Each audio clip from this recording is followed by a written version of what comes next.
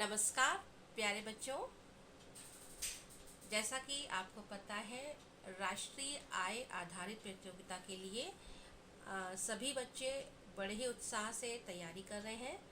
और इस तैयारी के लिए क्योंकि इसमें बहुत सारे विषय से संबंधित प्रश्न आपसे पूछे जाते हैं और उसमें एक विज्ञान विषय भी है।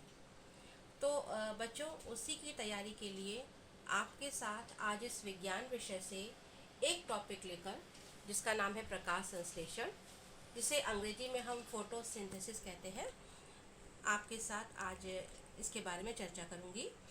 और बच्चों, बहुत ही इम्पोर्टेंट ये टॉपिक है। इससे हर साल एक या दो प्रश्न ज़रूर पूछे गए हैं, जो कि हम बाद में अंत में आपके साथ चर्चा करेंगे, जिस पर जैसे पुराने प्रश्न पत्र आपको उपलब्ध कराए गए हैं उनमें भी ये प्रश्न हर साल ही रिपीट होते हैं इसके। तो ये बहुत बच्चों महत्वपूर्ण टॉपिक है और आप इसको बहुत ही अच्छे से, बहुत ही सावधानी से समझेंगे और आवश्यक बिंदुओं को नोट करते जाएंगे।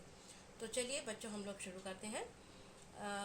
आप और हम सभी जानते हैं कि हम सभी जीवित प्राणियों के लिए भोजन बहुत आवश्यक होता है। भोजन से हमें कार्य करने के लिए ऊर्जा मिलती है। हम अपने दिन भर के विभिन्न कार्य, खेलना कूदना, पढ़ना, बैठना, उठना, ये भोजन के कारण ही कर पाते हैं। जो ऊर्जा भोजन से मिलती है उसी से हम ये सारे कार्य कर पाते हैं। और उस भोजन के बहुत सारे घटक होते हैं। भोजन में हम आलू भी खाते हैं, चावल भी खाते हैं, पनीर भी खाते हैं, यानी कार्बोहाइड्रेट, प्रोटीन, वसा, विटामिन, खनिज, लवण, ये बहुत सारे अवयव होते हैं जो हमारे भोजन का निर्माण करते हैं।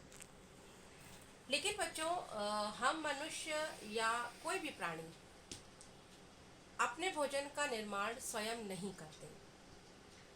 अपने भोजन के निर्माण से तात्पर्य है कि जो भोजन हम खाते हैं, यानी अनाज, दालें या शाक सब्जी, फल, जो भी हम खाते हैं, इनका निर्माण हम खुद नहीं करते, बल्कि इनका निर्माण हरे पौधों के द्वारा किया जाता है।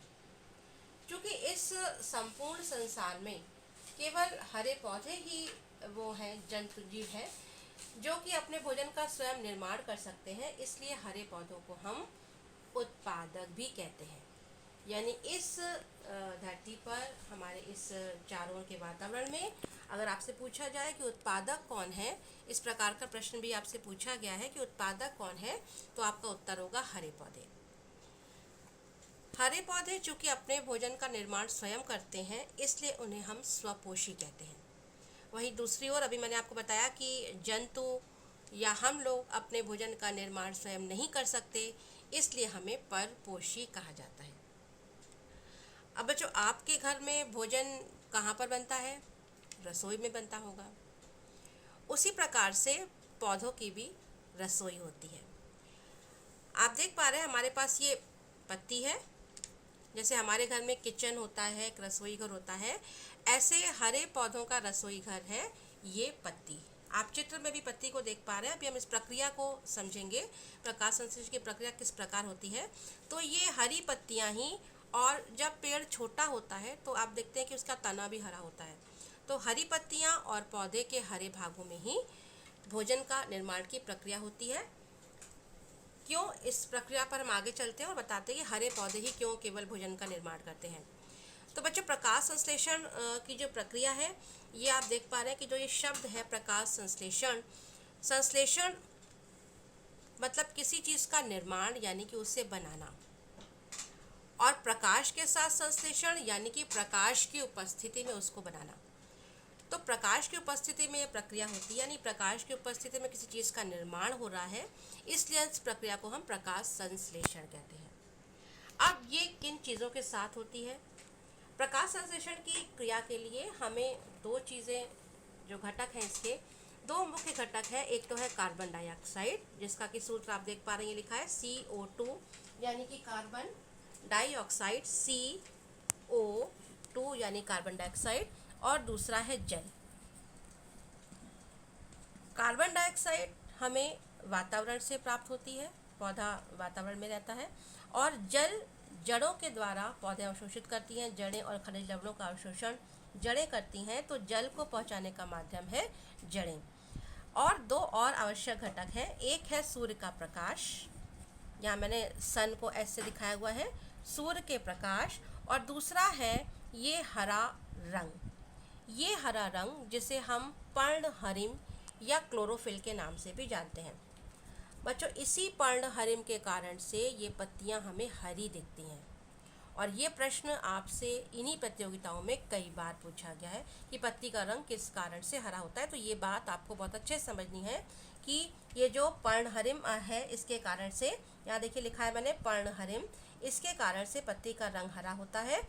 और 4 चीज़ें, कार्बन डाइऑक्साइड, जल, सूर्य के प्रकाश और पर्णहरिम का होना, इनकी उपस्थिति में ही प्रकाश संश्लेषण की प्रक्रिया होती है। पत्ती कार्बन डाइऑक्साइड को किस प्रकार ग्रहण करती है? प्रकाश संश्लेषण की प्रक्रिया पौधों में, चूँकि सूर्य की उपस्थिति में हो रही है, सूर्य के प्रकाश की उपस्थिति में हो रही है, इसलिए ये दिन में होती है। और दिन के समय जब सूर्य निकला हुआ होता है और पर्णहरिम पत्ती में आप जानते हैं पहले से ही यहाँ पर उपलब्ध है, तो पत्तियों के अंदर छोटे छोटे छेद होते हैं।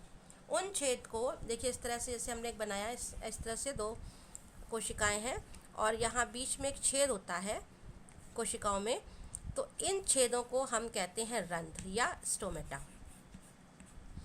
इन रंध्र के माध्यम से कार्बन डाइऑक्साइड पत्ती के अंदर प्रवेश करती है, साथ ही जड़ों से अवशोषित किया हुआ जल खिंच करके पत्ती तक या पौधे के हरे भाग तक पहुंचता है। सूर्य का प्रकाश पौधे को मिलता है। यहाँ देखिए मैंने इस समीकरण को लिखा हुआ है, कार्बन डाइऑक्साइड और H2O यानी कि जल, सूर्य के प्रकाश और पर्णहरिम की उपस्थिति में ग्लूकोज यानी कि एक प्रकार का ये कार्बोहाइड्रेट है, C6H12O6 इसका सूत्र है।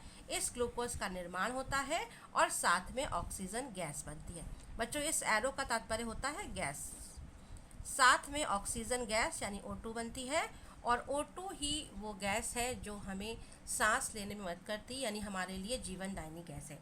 तो ये बच्चों इस पूरी प्रक्रिया को, जिसमें कि पत्तियां, हरी पत्तियां सूर्य के प्रकाश, पर्णहरिम की उपस्थिति में कार्बन डाइऑक्साइड और जल की मदद से किसका निर्माण करती हैं? ग्लूकोज का और ऑक्सीजन का निर्माण करती हैं। ये प्रक्रिया प्रकाश संश्लेषण कहलाती है।